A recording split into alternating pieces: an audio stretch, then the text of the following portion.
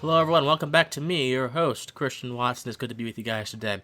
So, when you exist in the political stratosphere like I do, you oftentimes run into some pretty dubious arguments, some pretty bad arguments.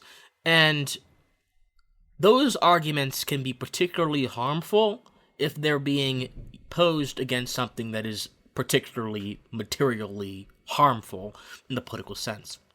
So, the UK just entered its second wave of COVID lockdowns. Boris Johnson did this against the protestations of many individuals in this country because, of course, his entire justification, we have to tame the curve. We have to make sure this virus is defeated.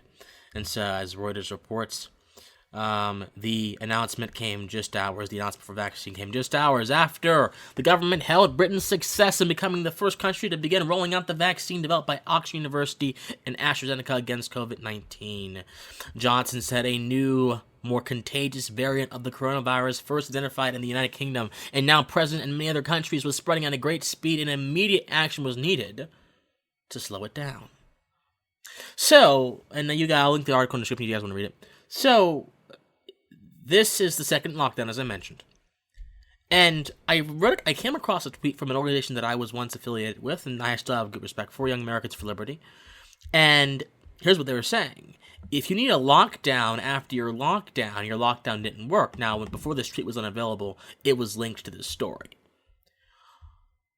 And this is an argument that is oftentimes utilized by many people who view things, I suppose, practically, or who view things in a very,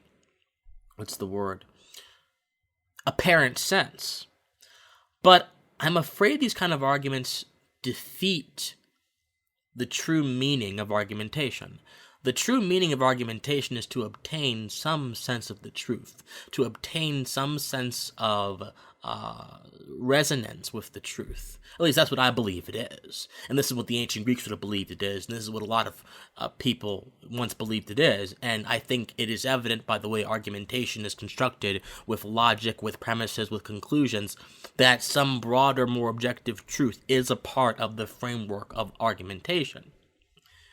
But when you say that claim X, in this case, the claim that lockdowns don't work because they are not efficient, or lockdowns are not needed because they are not efficient, you open yourself up to the door of allowing lockdowns to happen again if they prove to be efficient. Now, Christian, hold on. That's not good. Well, it kind of is the case. When you have these sort of utilitarian ethical ideologies, the consequences of the action are particularly the locus by which those actions are judged. Even if the consequences of the action convey an ethical or moral failing, if the consequences of the action have some sort of beneficial effect outside of those ethical parameters, or outside of those ethical principles, it could be possibly deemed correct. This leads to moral relativism. So lockdowns are not bad because they don't work, although I agree they do not work whatsoever. Lockdowns would be equally as terrible if they did work. And in fact, in many cases, the lockdowns do precisely what they were meant to do.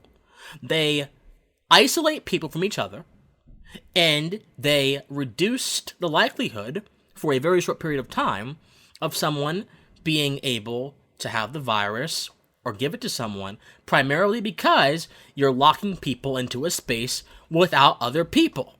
So yes, when you force someone into a certain space at the barrel of a gun, it's going to quote-unquote work. I don't care if it works. It's immoral. I don't care if it works. It's unjust. What do I mean? So, it's unjust because lockdowns further us to a particular end in violation of our rights. It arbitrarily commands people in their self-autonomous capacities to a particular end that goes directly against our rights. What do I mean? So, when I say our rights, it's important for me to define this, because some of you may not have the same conception of rights that I do, which would be wrong. I want you to. I'm going to try to explain what you should. So, rights are basically the rules and principles by which we can live morally and responsibly.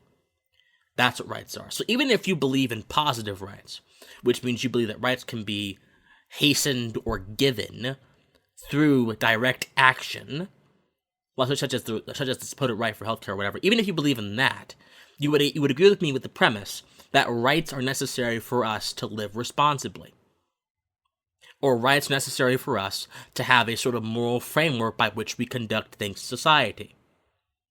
So, moving on from that premise, rights cannot serve their proper function without having a sense of stasis and that they are not transient, in that they are not going to be further towards they're not going to be whisked away at someone's whim, that they are resolute, they are stalwart, they are going to be there forever, they are constant, they are universal. Because if rights are positive, they can be given, they can easily be taken. If someone can give me a service and that's a right, if someone gives me health care, they can also take my health care from me. Which is why it's better to have a negative conception of rights, which is simply that rights cannot be given or taken, they can only be preserved. So rights come from you, from your natural being, that's where they emerge from. And they allow you to reach that eudaimonia, that flourishing. This is what Locke understood rights to be. Natural rights, as he called it. Lockdowns are wrong because they violate the principles and the rules that enable us to live morally and responsibly. And they do so arbitrarily in the name of this rank utilitarianism, which is predicated upon relativism and therefore not predicated upon any standard that we can test, that we can really look at under a microscope, and that is consistent across all circumstances. It is important for a standard, an ethical standard, to be consistent across many circumstances for us to measure it.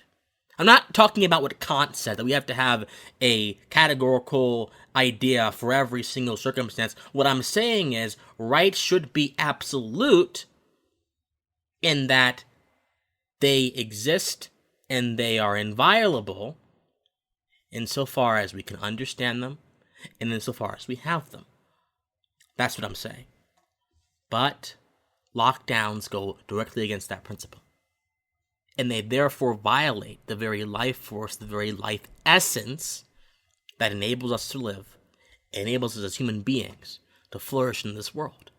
That's why coronavirus lockdowns are unjust. Now, there are other reasons, because it's not just the right to life, which I basically just made the argument for, that lockdowns violate. They violate the right to freedom of movement, the right to property, all kind of things. Sort of seizure of businesses, the impositions of curfew. There are all kind of things which destroy the rules by which allow us to live responsibly and morally. Because if you can't have a responsible moral framework for how to deal with a virus, which is affecting all sectors of society, then what really are you saving by locking us down? You're saving nothing. You're saving a destitute mind, a destitute consciousness, which was instilled there by the government. So I encourage all of you, let's escape from the destitute consciousness and the destitute mind.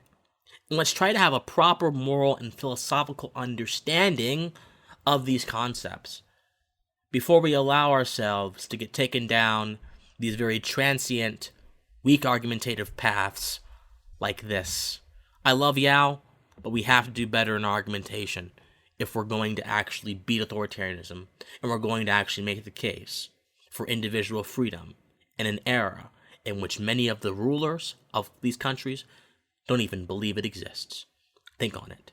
As always, my friends, I love you. Please donate to my PayPal if you possibly can. Subscribe to this YouTube channel. Like, comment, share. But as always, please, 110% stay pensive.